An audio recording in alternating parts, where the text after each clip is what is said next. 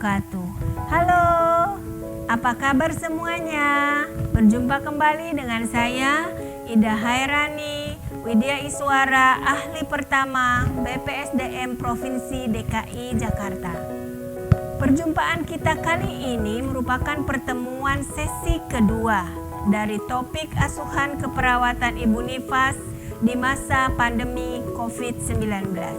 Kali ini kita akan membahas materi terkait dengan pengkajian keperawatan pada ibu nifas.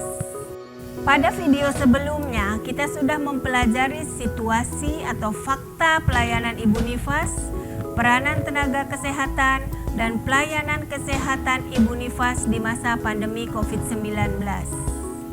Nah, indikator hasil belajar yang ingin kita capai adalah setelah mempelajari materi ini, peserta mampu melakukan pengkajian keperawatan pada ibu nifas di masa pandemi COVID-19. Pengkajian pada ibu nifas pada dasarnya sama seperti pengkajian terhadap pasien lainnya. Dilakukan secara menyeluruh dari ujung rambut sampai dengan ujung kaki yang biasa kita sebut head to toe. Tindakan pengkajian pada ibu nifas meliputi dua aspek, yaitu aspek fisik atau fisiologis dan aspek psikososial. Pengkajian fisiologis terdiri dari 1. Pengkajian tanda-tanda vital yang terdiri dari suhu, nadi, pernapasan, dan tekanan darah. Suhu merupakan penanda awal adanya infeksi. Suhu yang cenderung tinggi juga dapat mengindikasikan ibu mengalami dehidrasi. Suhu dikaji tiap 1 jam selama 8 jam setelah persalinan. Kemudian dikaji tiap 2 jam sampai dengan 24 jam setelah persalinan. Nadi dan pernapasan. Frekuensi nadi yang lebih dari normal atau di atas 100 kali per menit sebagai tanda adanya infeksi, kemudian bisa juga sebagai tanda adanya hemoragi, adanya rasa nyeri atau kecemasan pada ibu postpartum. Tekanan darah yang cenderung rendah dapat merupakan pertanda adanya shock atau emboli. Tekanan darah dikaji setiap 15 menit sampai dengan 4 jam setelah persalinan. Kemudian dikaji setiap 30 menit sampai dengan 24 jam setelah persalinan. Pemeriksaan fisiologis yang kedua, payudara dan tungkai. Pengkajian payudara meliputi bentuk, ukuran, warna, dan kesimetrisan payudara. Kemudian palpasi konsistensi dan deteksi apakah ada nyeri tekan guna persiapan menyusui. Pemeriksaan fisiologis yang ketiga yaitu terkait pemeriksaan fundus, pemeriksaan lochea, dan kandung kemih.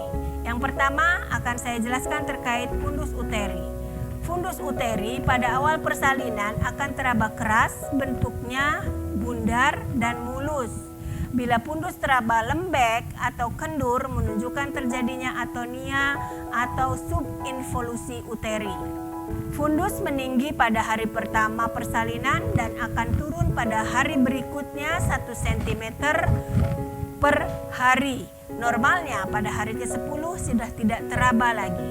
Yang kedua yaitu lochea. Lochea dapat dijadikan sebagai acuan kemajuan proses penyembuhan pada endometrium. Lochea memiliki warna yang berbeda setiap harinya. Lochea rubra berwarna merah gelap, keluar hari pertama sampai hari ketiga persalinan. Jumlahnya sedang. Lochea serosa yaitu berwarna merah muda, muncul di hari ke-4 sampai dengan hari ke-10 setelah persalinan. Jumlahnya lebih sedikit daripada lochea rubra. Dan yang terakhir adalah lochea alba. Lochea alba ini berwarna putih kekuningan, muncul di hari ke-10 sampai dengan minggu ketiga setelah persalinan. Jumlahnya sangat sedikit. Pemeriksaan fisiologis yang ketiga yaitu pemeriksaan perineum. Pemeriksaan perineum Tujuannya untuk mengidentifikasi ada tidaknya hematoma, memar atau ekimosis, edema, kemerahan atau eritema, dan nyeri tekan. Kemerahan, nyeri tekan, dan bengkak mengindikasikan adanya tanda infeksi. Hal ini biasanya kita lakukan, kita kaji 1-24 jam postpartum. Terakhir, tidak kalah penting adalah pengkajian eliminasi. Pengkajian eliminasi meliputi pengkajian bising usus, inspeksi dan palpasi adanya distensi abdomen.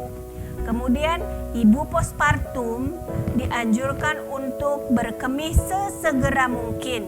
Hal ini untuk menghindari terjadinya distensi kandung kemih. Distensi kandung kemih dapat menghambat uterus untuk berkontraksi dengan baik, yang akhirnya menyebabkan perdarahan postpartum. Baiklah, tadi kita sudah bahas terkait dengan pengkajian fisik atau pengkajian fisiologis. Nah, sekarang kita bahas terkait dengan pengkajian psikososial. Fokus pengkajian psikososial ada dua. Yang pertama, interaksi, adaptasi ibu, bayi baru lahir dan keluarganya. Kemudian yang kedua, status emosional, respon ibu terhadap kelahiran. Terkait dengan pengkajian status emosional yang dapat dikaji oleh tenaga kesehatan adalah yang pertama, pengalaman kelahiran.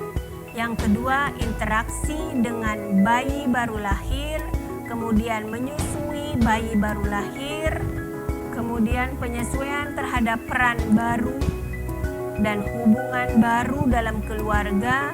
Kemudian selanjutnya yang dikaji adalah peningkatan pemahaman dalam perawatan diri. Setelah dilakukan pengkajian dengan lengkap, seperti biasanya kita akan menarik kesimpulan dengan membuat masalah keperawatan dan diagnosa keperawatan. Pembuatan diagnosa keperawatan berdasarkan masalah yang ditemukan saat pengkajian. Langkah terakhir dari pengkajian adalah menentukan prioritas diagnosa sebagai acuan masalah mana yang akan ditangani terlebih dahulu. Penentuan prioritas masalah berdasarkan 3 hal. Yang pertama, masalah mengancam jiwa. Yang kedua, masalah didasarkan pada azas penentuan masalah yang saat ini paling dirasakan atau biasa kita sebut dengan here and now. Kemudian yang ketiga, masalah berdasarkan pada kebutuhan hierarki Maslow. Langkah selanjutnya membuat perencanaan dan intervensi keperawatan dengan menentukan tujuan, kriteria hasil. Kriteria hasil ini digunakan sebagai acuan keberhasilan dalam melakukan tindakan keperawatan. Selanjutnya, lakukan real action atau intervensi keperawatan sesuai dengan masalah utama yang dihadapi pasien. Dan langkah terakhir adalah evaluasi. Demikian materi ini saya sampaikan. Semoga bermanfaat. Terima kasih atas perhatiannya. Sampai jumpa di video sesi ketiga terkait dengan edukasi pada ibu hamil. Wassalamualaikum warahmatullahi wabarakatuh. Salam sehat.